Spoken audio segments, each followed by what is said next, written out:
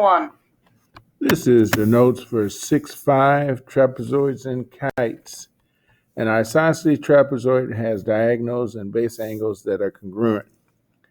Over here on your picture, I'd like for you to draw an isosceles trapezoid. So something along this line. And we'll put the tick mark and tick mark. And this angle is going to be congruent to this angle. And these two lines are parallel to one another. And then this base angle is going to be congruent to this base angle. So this is a base angle, and they are congruent. This is a base angle, and base angles are congruent. So once again, the parallel lines is tell you where your base angles are with the two parallel lines. And then these two base angles are congruent, and these two base angles are congruent. So coming over here to this one, y is going to be 156, and to find x, what you're going to do is take 180 and subtract 156, because these two should add to 180. So 4, 7, so 24. So this is going to be 24, and this is going to be 24. Next one. Find the length of the angles indicated. So angle R is 72. This is an isosceles trapezoid. Find angle J. So if that's the case, then H is going to be 72, and 180 minus 72 is going to give me 108. So these are 108 down here, and angle J then is 108. Angle R is 71. Find angle J. So again, these two are the same side because you have parallel lines. So 180 minus 71 is going to give you 109. So angle J is 109. Find the measure of each angle in the isosceles trapezoid below.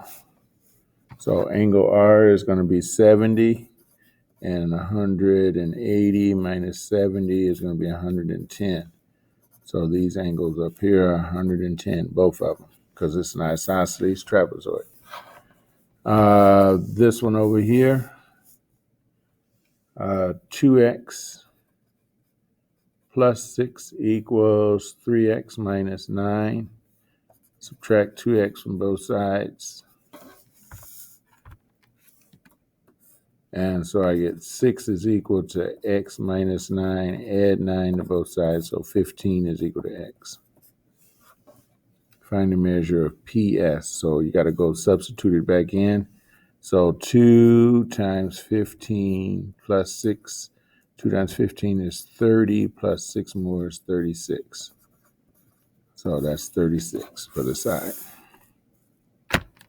And because this is an isosceles trapezoid, it should also be 36 on the other side. But we can check it. 3 times 15 is 45. 45 minus 9 is going to be 36. All right, so I got to find this angle here. So 180 minus 65 is 115. So this angle is 115. The reason why is these are parallel lines cut by transversal. You have the same side interior angles, add up to 180. Next one, 180 minus 92, and that's going to be 88. So 88 degrees. Find the length of the mid-segment. So to find the length of the mid-segment, you add these two together. So 7 plus 11, the two baselines, the two lines that are parallel to one another, and then divided by 2. So 18 divided by 2 is going to be 9. 3 and 7. 7 plus 3 is 10. Divided by 2 is going to give me 5.